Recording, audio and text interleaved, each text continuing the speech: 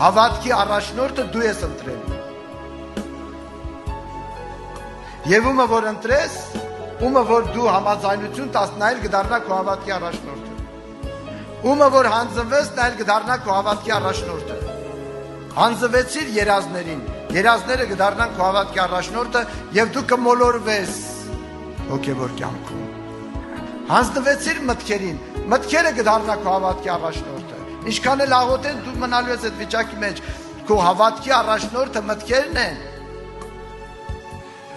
Քո հավատքի առաջնորդը գաղափարներն են, կարծիքներն են։ Իմ մեջ առաջնորդություն կա Տիրոջ անունով։ Այս բոլոր արգելքները սատանայի ստերն են սրանք։ Հավատքով բերենք տնենք Հիսուսի ոտքերի տակ։ Ամեն սիրելիներ, քանի հոգի են այո եւ ամեն ասում։ Ուրեմն դու չես կարող այդ առաջնորդներին հաղթել, բայց դու կարող ես մերժել, հակառակ կենալ։ Սիրելիներ, ես խոսք չեմ ասում, սա կատարվում է։ Իմ մեջ առաջնորդություն կա, որ այդ բժշկությունը պիտի կատարվի այսօր, հենց այս վայրում, Հիսուսի անունով։ Պետք է ջախջախվեն այդ բոլոր սուտ առաջնորդները։ Եվ Աստծո խոսքը պետք է դառնա երեխայի պես քո հավատքի առաջնորդը, որ դու ամեն օր նրան նայես։